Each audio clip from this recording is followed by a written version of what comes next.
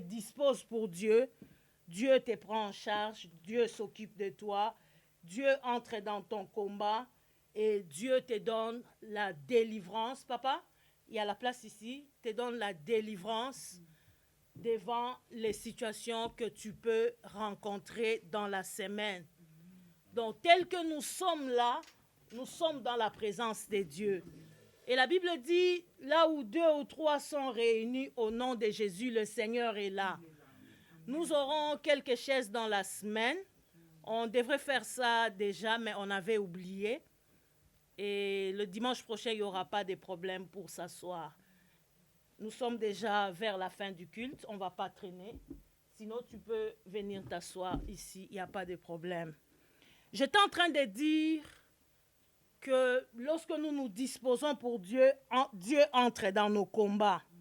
Lorsque nous nous disposons pour Dieu, Dieu se manifeste là où nous sommes impuissants, là où nous sommes incapables, là où nous ne savons pas comment résoudre les problèmes, là où nous ne savons pas comment faire pour que nous puissions trouver la solution. Ça s'est passé au Congo, à Kinshasa, dans la commune de Limete. La fille était allée prendre l'argent chez les locataires, les loyers. Et en partant, je crois qu'il avait pris l'argent. Oui. Et à son retour, elle a été enlevée. Elle a été enlevée. Il y avait 2 personnes devant, qui étaient armées. Et elle était accompagnée de quelqu'un, de sa cousine. Et ils ont pris tout l'argent qu'ils avaient dans le porte-monnaie. Ils ont pris tout ce qu'ils avaient.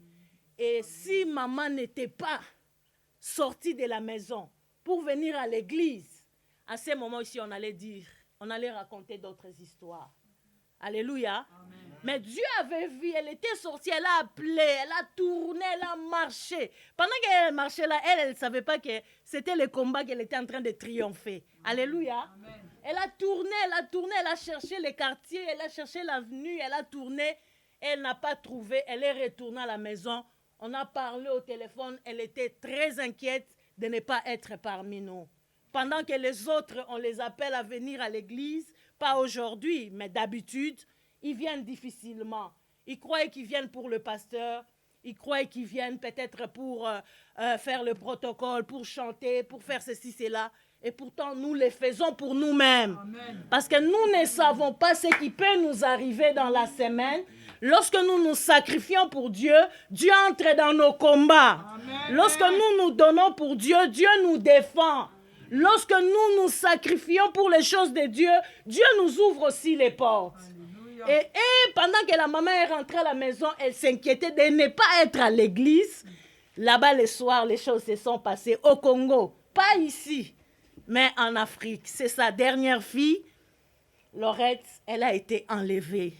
Et pendant qu'on est en train de parler ici, beaucoup de gens ne sont plus en vie. Beaucoup de gens, on ne les retrouve plus parce que l'insécurité est dans les pays. Voilà pourquoi nous allons vraiment exhorter ceux qui sont au Congo, ceux qui travaillent dans le gouvernement, de pouvoir sécuriser le peuple. Ce n'est pas normal dans un pays civilisé ou dans la capitale, là où les gens peuvent vivre librement, mais ils se retrouvent dans l'insécurité de faire beaucoup de choses. Ils n'ont pas la sécurité, ils n'ont pas quelqu'un qui peut les défendre devant des situations. Et les gens viennent comme ça, ils sont dans un taxi, vous croyez que c'est un taximan. Or, ce sont des bandits, ce sont des koulounas, ce sont des assassins, ce sont des gens qui sont là pour profiter des autres. Il y en a qui violent des filles, il y en a qui tuent même. Et à cause de nos prières, Dieu peut nous faire grâce. Je me rappelle encore, ça fait plusieurs années, Adonai avait une année. Non, il n'avait pas une année, il avait 3 mois. Cela s'est passé aussi à Yolo. Les bandits sont entrés, on était en train de dormir.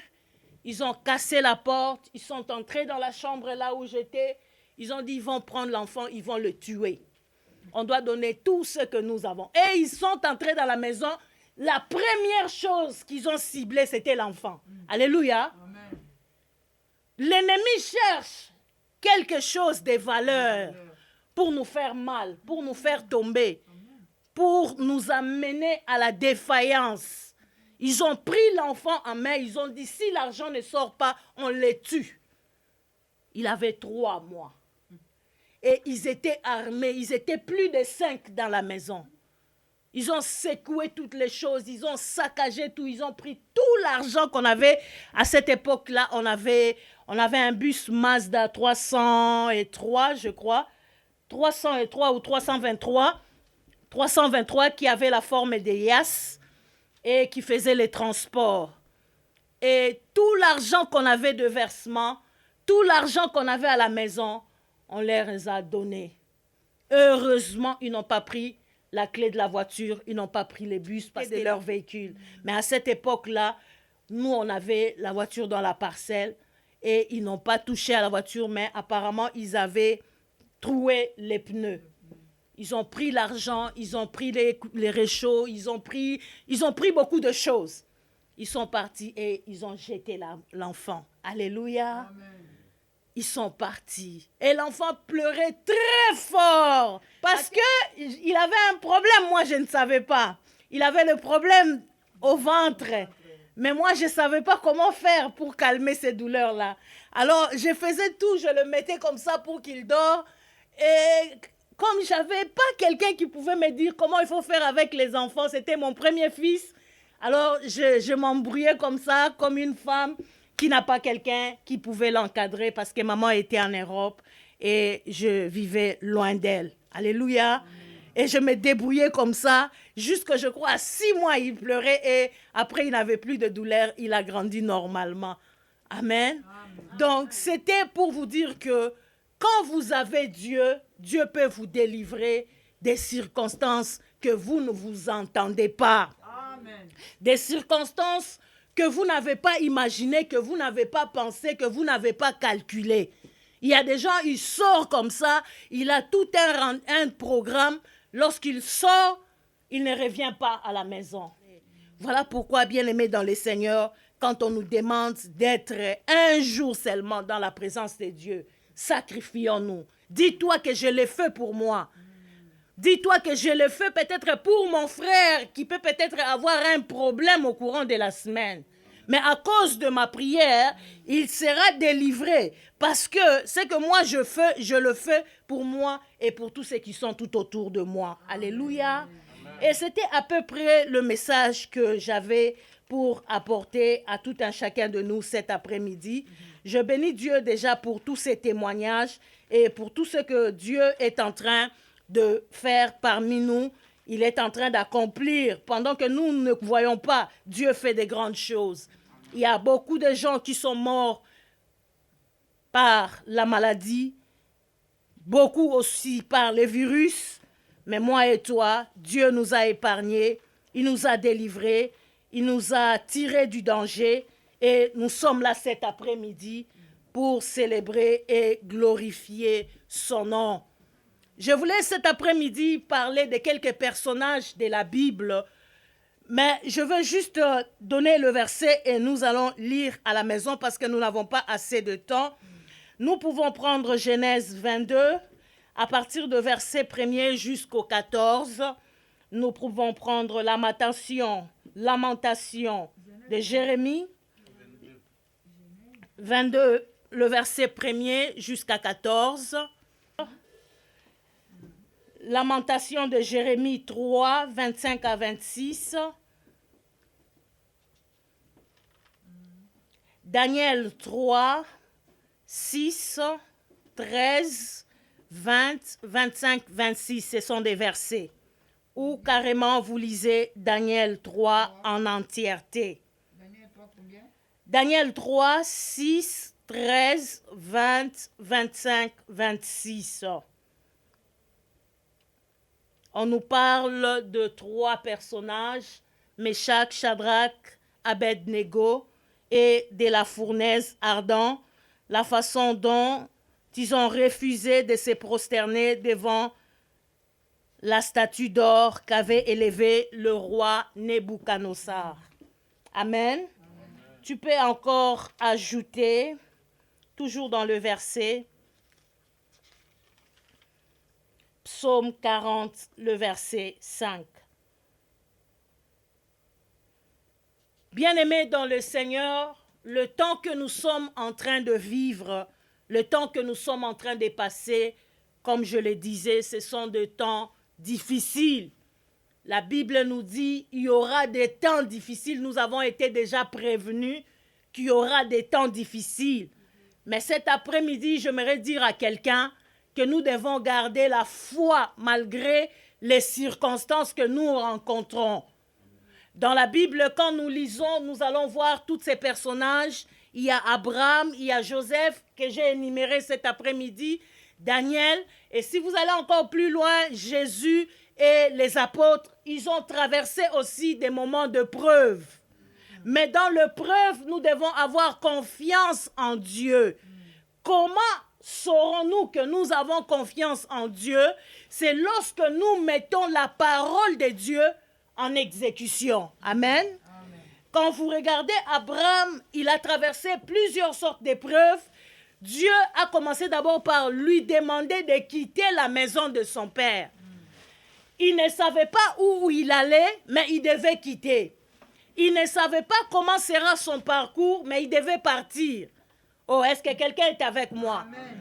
Il ne savait pas les choses qu'il devait rencontrer, les choses qui devaient l'accompagner, des choses qu'il devait vivre, mais il était sorti. Il a obéi dans la confiance. Il y a l'obéissance. Amen. Lorsque nous obéissons à la parole de Dieu, les signes et les prodiges nous accompagnent. Amen. Lorsque nous obéissons à la parole de Dieu, le Seigneur fera de sorte que nous ne soyons pas seuls dans l'épreuve. Le Seigneur fera de sorte que nous puissions triompher devant n'importe quelle situation qui peut se présenter devant nous, quel que soit le lieu où nous nous trouvons et quelles que soient les personnes qui nous entourent. Est-ce que je parlais à quelqu'un? Amen.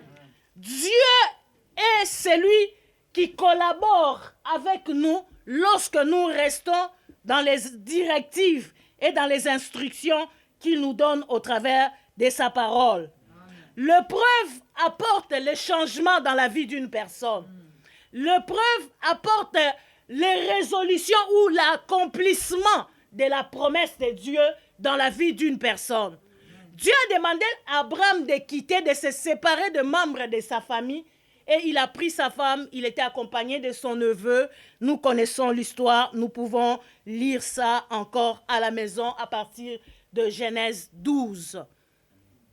Ou encore, nous descendons, nous allons lire tout ce qui s'est passé avec Abraham. La Bible dit, lorsqu'il a quitté, c'était le premier épreuve pour Adam et pour Abraham, parce qu'il ne savait pas comment sera son chemin, comment les événements vont se dérouler, quelles sont les choses qui vont se passer, quelles sont les choses qu'il va vivre. Mais il a d'abord obéi, il est parti. Dans l'épreuve, nous nous attendons à terminer cette phase-là pour vivre autre chose. L'homme n'est pas appelé à vivre toute sa vie dans l'épreuve. Il y a des épreuves qui durent long et il y a des épreuves qui durent pas très longtemps et il y a des épreuves qui apportent aussi les pertes de vie. Alléluia. Amen. Il y a des épreuves qui apportent la transformation de l'homme lui-même parce que c'est Dieu qui est en train de les former. Parce que c'est Dieu qui est en train de te faire entrer dans l'école de Dieu pour t'amener à devenir quelqu'un. Voilà pourquoi nous devons nous laisser conduire par Dieu lorsque nous sommes mis à l'épreuve. Lorsque le Seigneur est en train de nous conduire. Lorsque le Seigneur est en train de nous accompagner, lorsque la main de Dieu est sur nous, je croyais que tu étais avec moi. Amen. Lorsque Dieu dit quelque chose, il accomplit toujours. Amen. Il n'est pas un homme pour mentir, ni un fils de l'homme pour se repentir. Il est dans sa parole et il accomplit sa parole textuellement telle qu'il a dit, Amen. Tel qu'il t'a montré, tel qu'il a déclaré, mais il accomplit toutes choses à son temps. Avant le temps, c'est pas le temps. Après le temps, c'est pas... Oh, j'aimerais dire à quelqu'un, avant les temps, ce n'est pas les temps. Après les temps, c'est les... Après les temps, ce n'est pas les temps. Le temps, c'est le temps que Dieu a arrêté. Amen. Et j'aimerais dire à quelqu'un cet après-midi que le calendrier de Dieu, ce n'est pas comme notre calendrier janvier jusqu'au mois de décembre. Le calendrier de Dieu, ce n'est pas le 1er jusqu'à le 31. Le calendrier de Dieu, ce n'est pas le mois de février à 28 jours. Le calendrier de Dieu, ce n'est pas la façon dont nous nous imaginons, nous pensons ou nous voyons les choses. Tout homme est appelé à vivre certaines choses à un niveau et à être élevé à un niveau et à un moment donné. Amen. Dieu fait chaque chose pour notre bien et Dieu accomplit toutes choses pour la gloire de son nom. Dieu peut te faire entrer dans le désert juste pour te changer. Changer ton caractère, changer ta manière de voir, de faire les choses, de marcher et de parler. Amen.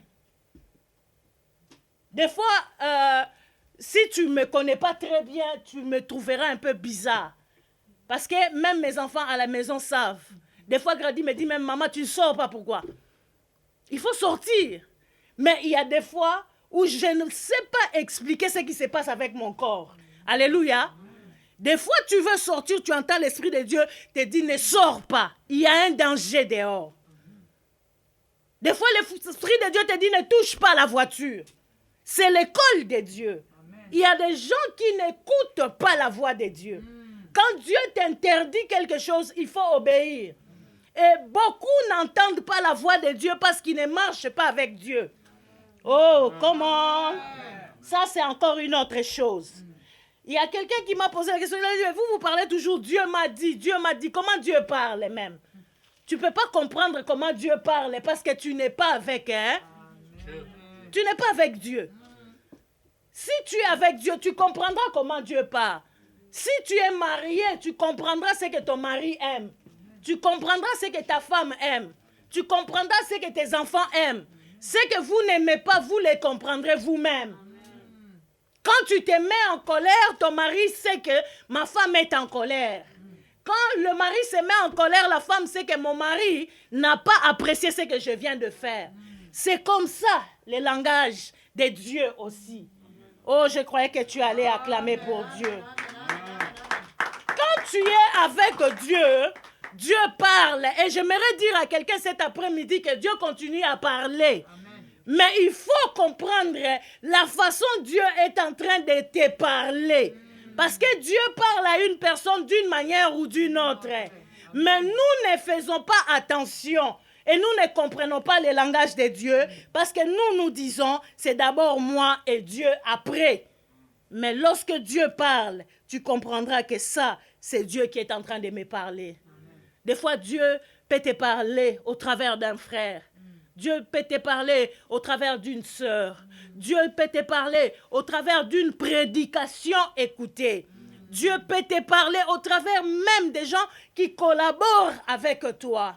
Mais il faudrait que tu sois sensible de comprendre que ça, c'est Dieu qui parle.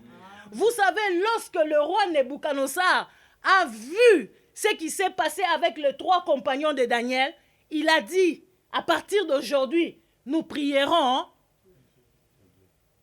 Nous prierons au nom de l'Éternel. Parce qu'il a vu Dieu dans ses yeux.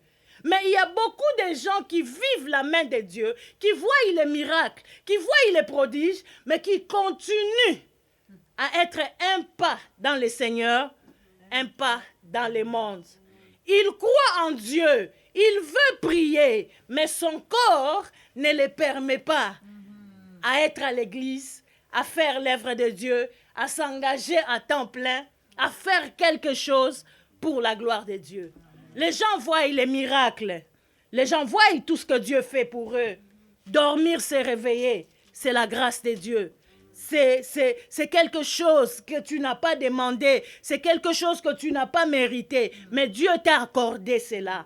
C'est déjà un grand miracle. Se réveiller et dormir. Être en bonne santé. Beaucoup passent par les épreuves de maladie.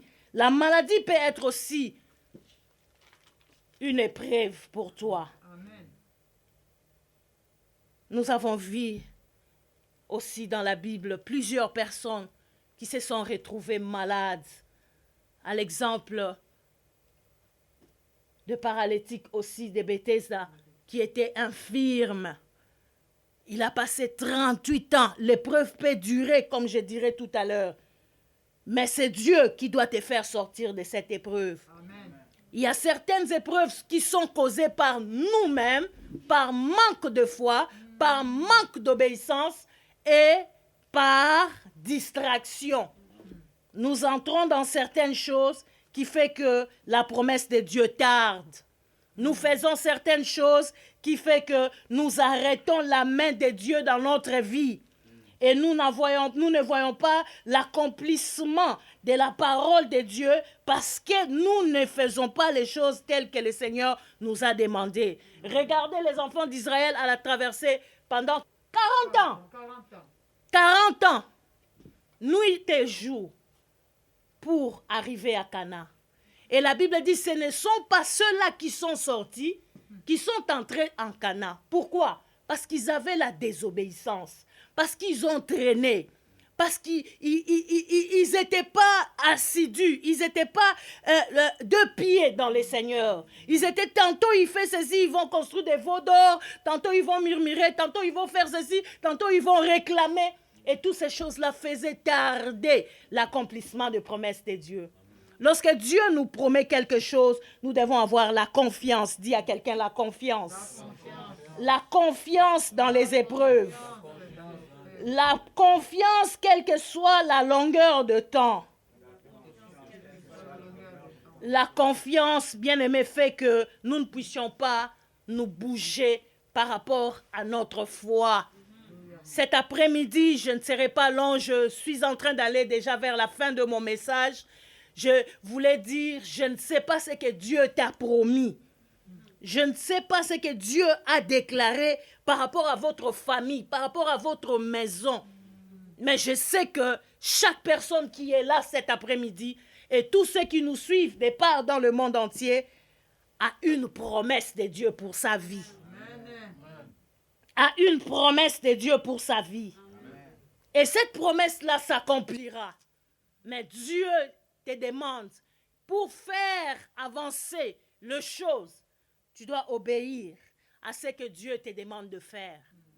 Pour entrer dans la réalisation de l'accomplissement de promesses de Dieu, tu dois te soumettre à ce que Dieu te demande de faire. Dieu a dit à Abraham de quitter la maison de son père. Donc, il y a des choses que nous devons quitter, que nous devons abandonner, que nous devons laisser pour arriver quelque part. Oh, je te vois quelque part. Mais il y a des choses que tu dois te séparer. Il y a des choses que tu dois abandonner. Il y a une vie que tu ne dois plus mener pour que tu entres dans la réalisation de ce que Dieu a préparé pour toi. Dieu a un programme pour toi. Dieu a un calendrier pour toi. Et le calendrier de Dieu, ce n'est pas comme le calendrier des hommes. Je le disais tout à l'heure, le calendrier de Dieu, c'est un calendrier céleste.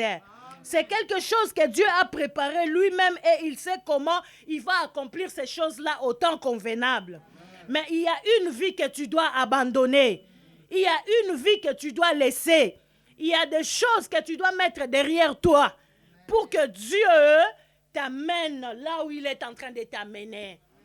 Quand nous regardons la parole de Dieu, nous voyons que Sarah s'est interposée.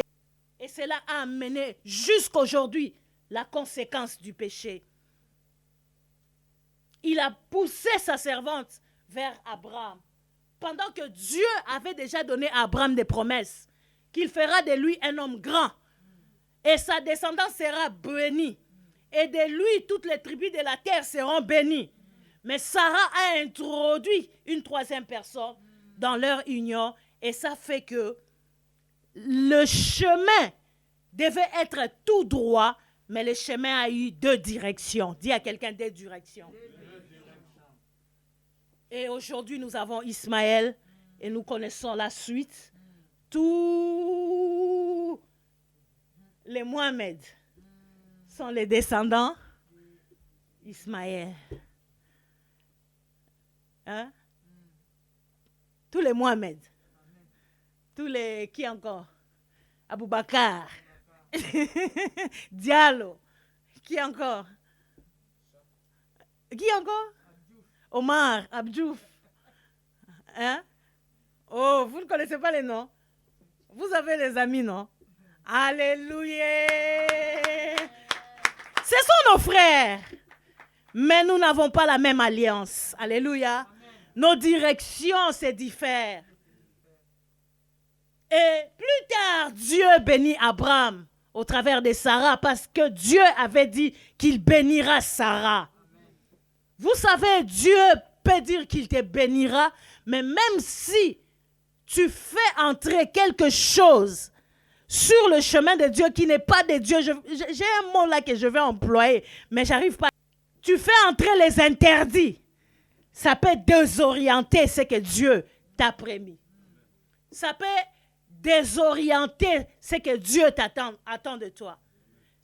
Et les péchés ont souvent des conséquences. Alléluia. Amen. Les péchés ont des conséquences. Voilà pourquoi il faudrait faire très attention dans notre marche avec Dieu. Quand nous marchons avec Dieu, nous devons savoir que ce que je suis en train de faire peut me causer du tort. Ce que je suis en train de faire peut m'amener loin. Ce que je suis en train de faire peut arrêter la main de Dieu. Peut faire que Dieu détourne sa face. Et la Bible dit, Isaac est venu.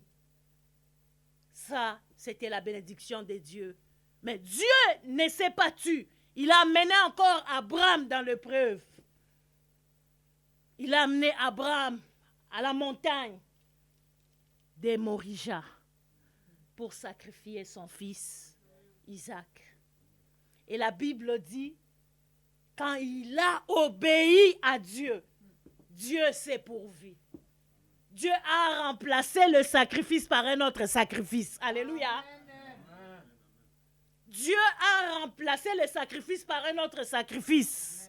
Donc si les gens avaient décrété que toi tu mourras cette année, je déclare cet après-midi, Dieu remplace le sacrifice par un autre sacrifice. J'ai dit, Dieu remplace le sacrifice par un autre sacrifice. Toi, tu es différent. Toi, tu es de la descendance d'Abraham, d'Isaac et de Jacob. Amen. Toi, tu es dans l'alliance de Christ. Personne ne peut te toucher. Amen. Personne ne peut te faire du mal. Quiconque cherchera à te faire du mal, il sera remplacé par les sacrifices qui devaient être faits. Amen. Dieu a remplacé les sacrifices d'Isaac par un bélier.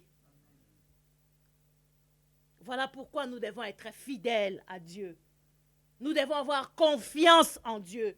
Parce qu'il y a des choses que Dieu nous demande qui dépassent notre force, qui dépassent notre capacité, qui dépassent aussi notre volonté. On n'a pas la volonté de les faire, mais Dieu nous demande de les faire. Dieu a demandé à Abraham de se séparer de son neveu. Est-ce qu'il avait la volonté de le faire? Est-ce qu'il voulait vraiment le faire? Parce que quand Dieu l'a demandé de quitter la maison de son père, il devait prendre seulement sa femme. Mais il ne s'est pas arrêté là, il a pris sa femme et son neveu. Mais arrivé quelque part, Dieu lui demande de se séparer de son neveu. Arrivé quelque part, Dieu lui demande d'offrir son fils. Arrivé quelque part, Dieu pourvoit aux besoins. Et arrivé quelque part, Dieu fait de lui un grand peuple. Est-ce que quelqu'un a compris quelque chose? Donc nous devons comprendre que la vie d'une personne est constituée des épreuves.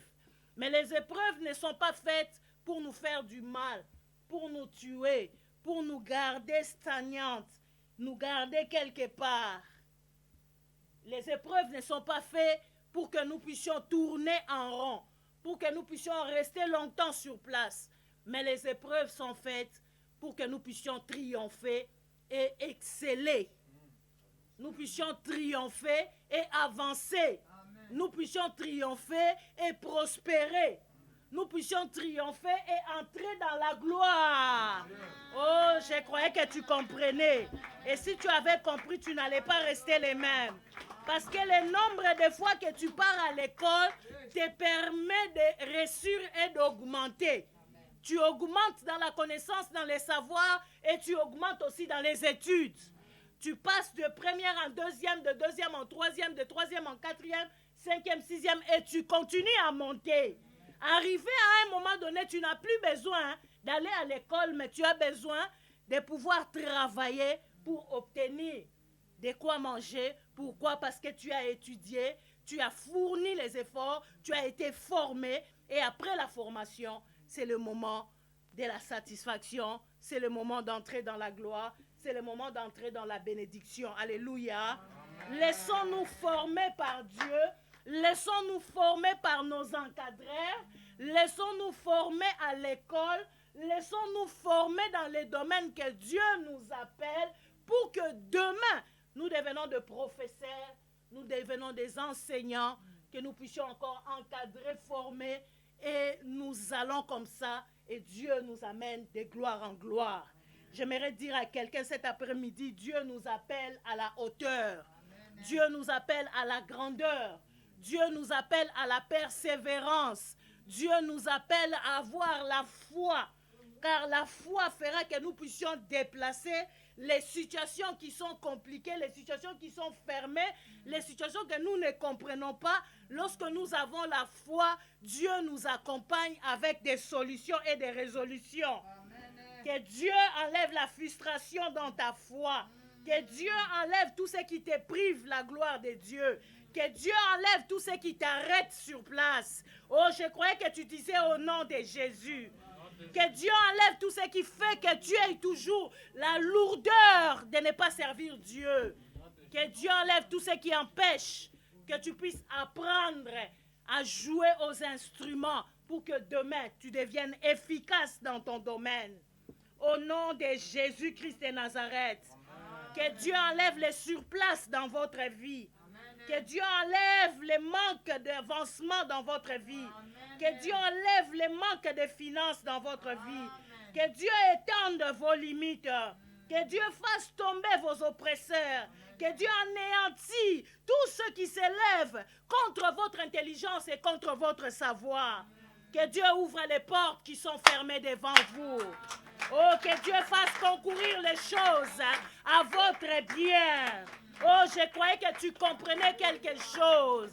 Oh, bien-aimé, je vais prendre l'exemple de Joseph. La Bible dit qu'il est aussi passé par les épreuves.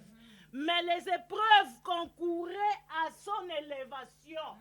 Les épreuves faisaient qu'il puisse aller de mieux en mieux jusqu'à entrer dans la gloire. Amen. Lui n'a pas précipité les événements, mais Dieu faisait précipiter les événements à son avantage.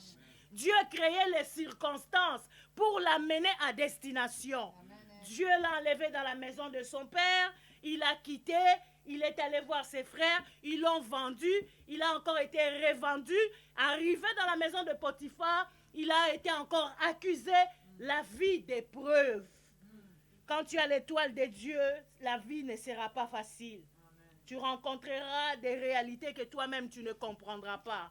Mais ta foi fera que tu puisses triompher et que tu restes au dindami na kati ya makambo ya Nzambe. Solide, imbattable dans les choses de Dieu. Parce que tu sais là où tu es en train de partir. Parce que tu sais ce que Dieu a mis en toi. Parce que tu sais ce que Dieu veut de toi. Je vais dire à quelqu'un cet après-midi, quelles que soient les épreuves que tu as déjà vécues, il y a encore d'autres épreuves devant, mais tu vas les triompher. Amen. Et les autres épreuves seront des escaliers qui t'amèneront dans la grandeur. Oh, je croyais que je parlais à quelqu'un. Les épreuves ne se ressemblent pas.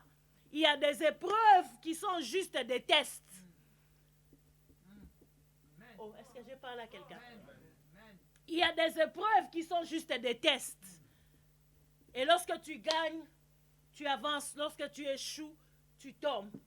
Mais nous devons être persévérants et faire attention lorsque nous sommes devant les épreuves. Et les tentations ne sont pas les épreuves, mais il y a des tentations qui prennent les formes des épreuves. Et Dieu peut nous mettre aussi à l'épreuve devant des situations que nous ne comprenons pas, que nous voulons comprendre, mais nous n'arrivons pas à comprendre. Mais Dieu le permet. Dieu peut permettre que tu perds quelque chose comme ça, mais c'était peut-être ta vie que tu es en train de sauver. Regardez les enfants, on les a arrachés tout, mais on les a laissés en vie. Il y a quelques jours passés, on nous a pris une grande somme d'argent dans les banques, au compte. Et quand Adonai me parlait, quand j'ai regardé, j'ai fait descendre la tête, j'ai regardé la situation qu'on était en train de vivre dans la maison. J'ai dit, cet argent est parti à la place de quelqu'un. Est-ce que tu peux acclamer le Seigneur? Dieu peut permettre que tu perds l'argent. Mais toi, tu crois que c'est l'argent, mais c'était la vie peut-être d'un enfant, de ta femme, de ton mari, de ton frère, d'une personne proche tout autour de toi. Dieu peut te demander d'offrir une grosse somme d'argent dans un organisme, dans une association, auprès d'une personne. C'est juste ta façon de sortir de ce qui te lie. Mais si tu ne le fais pas, tu te retiens encore longtemps. Voilà pourquoi lorsque nous entendons la parole de Dieu, là où nous avons été bénis par la parole de Dieu, c'est là où nous devons s'aimer. C'est là où nous devons donner notre offrande, notre dîme, notre don et toutes nos contributions que nous avons à faire. C'est là où nous écoutons la parole et que la parole apporte un changement dans notre vie. Amen. Lorsque nous sémons dans la bonne terre, nous avons la multiplication. Amen. Lorsque nous ne sémons pas, là où Dieu fait que nous puissions écouter la parole, Dieu ferme la route devant nous et Dieu met des embuscades, des épreuves devant nous pour que nous puissions comprendre le langage de Dieu. Mais beaucoup de gens ne comprennent pas le langage de Dieu lorsqu'ils sont mis à l'épreuve. Il y a des épreuves parce que tu ne veux pas obéir. Dieu crée cela pour te transformer, pour te changer, afin que tu comprennes le langage de Dieu et que tu puisses avoir le feu vert de faire ce que tu as à faire. Il y a des rêves, bien-aimés, qui font peur. Il y a des rêves qu'on ne retient pas. Il y a des rêves qui doivent s'accomplir. Et il y a des rêves qui nous viennent de Dieu, de Joseph. Tôt ou tard, cela s'est accompli. Tôt ou tard, il a nourri sa famille. Parce que c'était Dieu qui est en train de faire ces choses. Dieu peut t'amener dans une souffrance juste pour te sacrifier, pour libérer les autres. Dieu peut faire de toi un sacrifice pour sauver, pour ouvrir la route à ceux qui sont derrière toi. Nous avons vu ce qui s'est passé avec Moïse. Rejeté de la maison de Pharaon, il est sorti, il est parti. Il n'avait pas où aller. Il était parti comme ça, dans le vide. Mais après, il a rencontré Dieu. Et Dieu l'a donné la direction. Laisse que cet après-midi, que Dieu te donne la direction. Que Dieu te donne la direction. Est-ce que je parle à quelqu'un? Que Dieu te donne la direction. Que Dieu te montre comment tu dois faire les choses au Congo. Je vois quelqu'un au Congo parmi nous. Que Dieu te montre comment tu vas faire les choses au Congo. Que Dieu organise les choses pour toi. Que Dieu attire les gens près de toi. Que Dieu accompagne ta bouche avec des signes et des prodiges.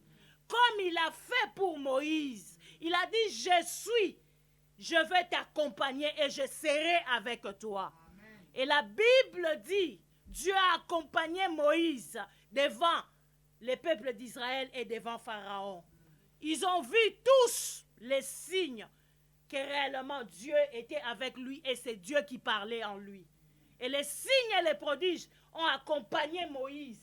Et cela a fait que le peuple d'Israël sort dans la situation auquel il s'est retrouvé parce que la Bible dit, dans leur détresse, ils ont crié à Dieu.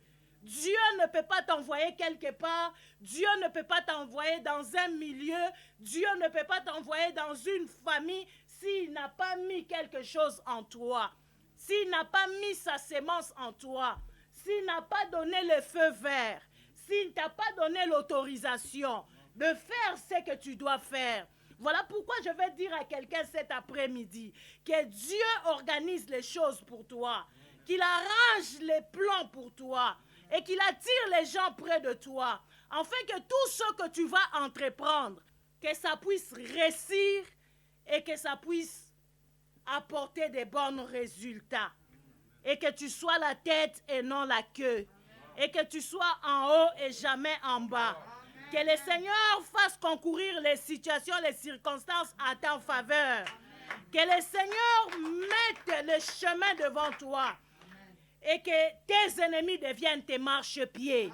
Ceux qui t'ont fermé les portes autrefois t'ouvrent les cœurs. Et que Dieu te fasse entrer là où tu ne pouvais plus entrer.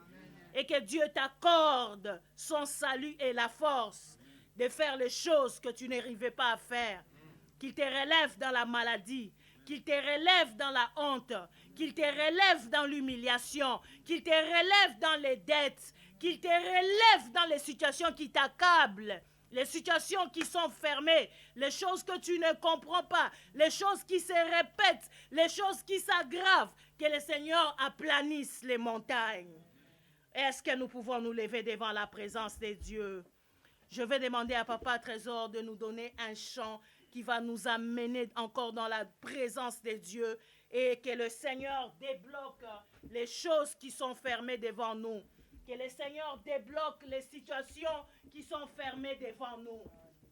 Que le Seigneur change les choses qui sont fermées devant nous. Que le Seigneur répande sa miséricorde sur nous. Afin que nous puissions expérimenter sa puissance. Car il est l'Éternel qui étend nos limites. Car il est l'Éternel qui ne nous laisse pas toujours dans les épreuves. Les épreuves sont faites pour notre bénédiction. Les épreuves sont faites pour notre élévation. Les épreuves sont faites pour nous amener quelque part. Que le Seigneur accomplisse des choses pour toi. Oh, j'aimerais que tu élèves ta voix devant la présence de Dieu.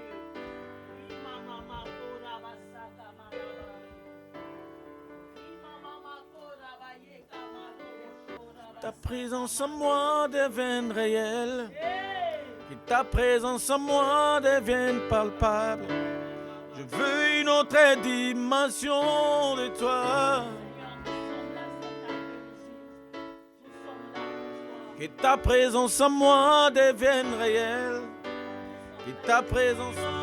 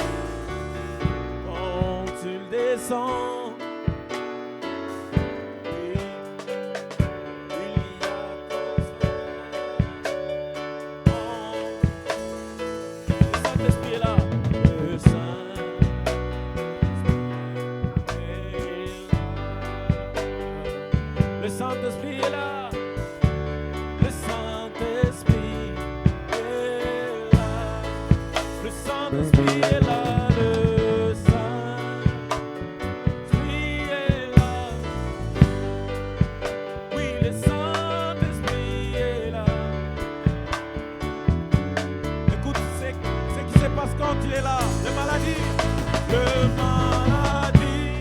sont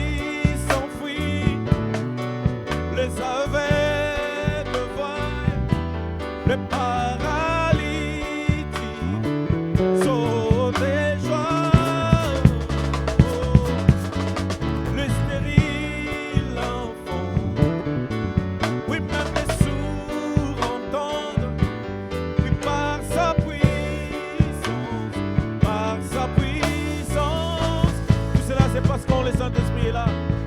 Le Saint.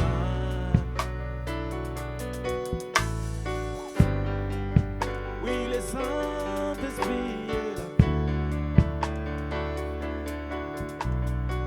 Tu le crois, dis-le plus fort que ça. Le Saint-Esprit est là.